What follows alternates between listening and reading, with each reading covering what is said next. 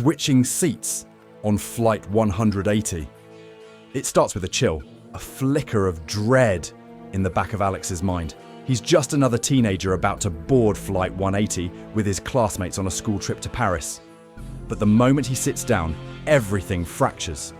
The seatbelt snaps. The tray table cracks, screams, fire. The plane tears open mid-air. Bodies are sucked into the sky, and then he's back, still in his seat, sweating, shaking. It hasn't happened yet. He panics. He lashes out, argues, changes seats, shouts about the plane exploding. It spirals until he's thrown off the flight, along with a handful of others who got caught in the chaos. The doors close. The engines roar. Minutes later, the plane erupts into a fireball exactly as he saw it. And just like that, they become survivors.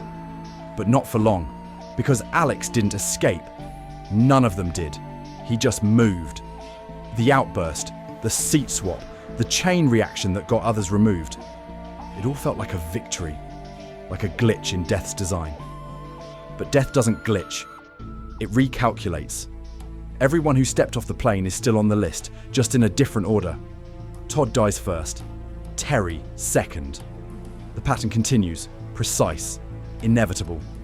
In Final Destination, it doesn't matter where you sit.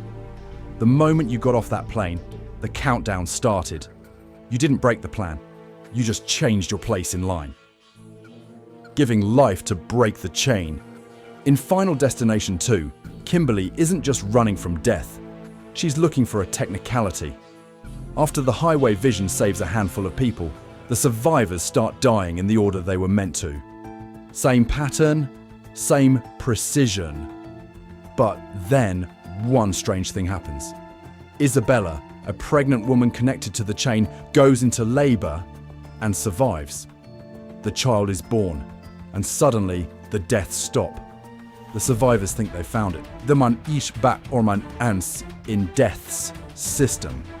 Kimberly decides to test it. She drives herself into a lake, flatlines underwater, and is revived minutes later. Death didn't claim her. She died, then came back. A new life, they think.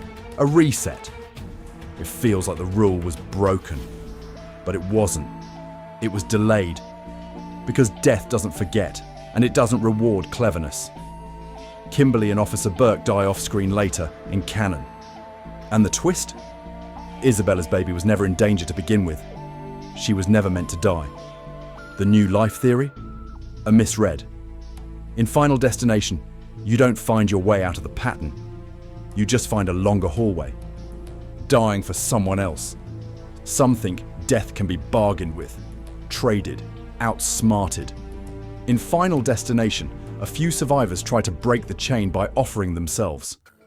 Clear Rivers, one of the last remaining characters from the first film, locks herself away in a psychiatric hospital, not to hide, but to remove herself from the sequence.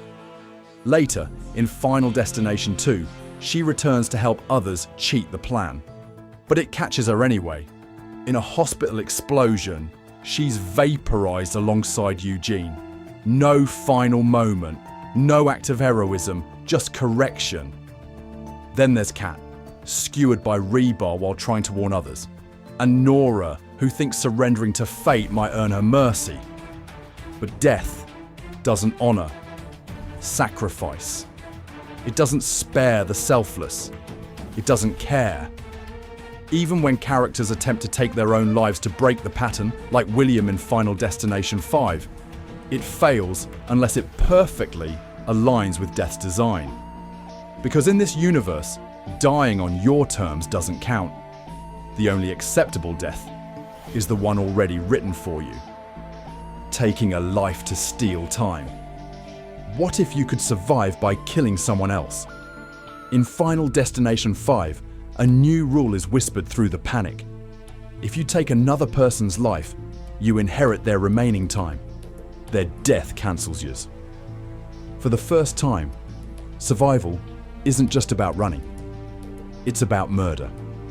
One of the survivors, Nathan, kills a co-worker in what seems like a tragic accident. But then he checks the man's medical file and learns the truth. The man was already dying. His time was up, so the trade didn't count. Meanwhile, William Bloodworth, the series' death-obsessed coroner, watches it all unfold with the calm of someone who's seen this fail 100 times before. And in the end, even when one survivor seems to escape completely, the twist hits hard. They unknowingly board Flight 180, the same doomed plane from the very beginning. That wasn't a loophole, that was a loop. Because death doesn't let you game the system, it just lets you think you did. Long enough to bring you right back where it wanted you. Why? No one ever really escapes. In Final Destination, survival is never the end. It's just the pause between deaths. Over and over again, characters beat the odds. They read the signs, decode the patterns, even die and come back. But none of it lost. Clear Rivers makes it to a second film, only to be blown apart in a hospital explosion. Kimberly dies and is revived, only to die off screen. Sam and Molly think they've escaped, until they board the very flight that started everything. In the Final Destination, Nick O'Bannon survives the entire film, only to be crushed in a vision turned reality during the final moments. And Nathan, who thinks he's in the clear, is killed by falling debris, ripple effect from the co-worker he replaced. Death doesn't get angry, it gets even. No matter how far they run or how smart they play it, no one beats the list. Because in this universe, there's no happy ending. There's no final girl. There's only a delay and the sound of something quiet, inevitable, and already moving toward you. Hiding from death. What if you just removed yourself from the world? No cars, no crowds, no chaos, just isolation. In Final Destination, some survivors try to escape death by hiding, disappearing completely. After surviving the events of the first film, Clear Rivers commits herself to a psychiatric institution, locking herself in a padded, sterile room where nothing can go wrong. No windows, no sharp edges, no distractions. She thinks that if she controls the environment, she can control the outcome. But death doesn't need chaos, it just needs timing. And when she finally steps out to help others, it kills her in an instant. A hospital explosion triggered by a single spark. Her safe place becomes a fire trap. Others try the same logic in subtler ways, staying home, skipping routines, isolating. But in every case, the result is the same. Death doesn't need you to be reckless, it just needs you to be there. Because in Final Destination, hiding doesn't save you, it just makes you turn quieter.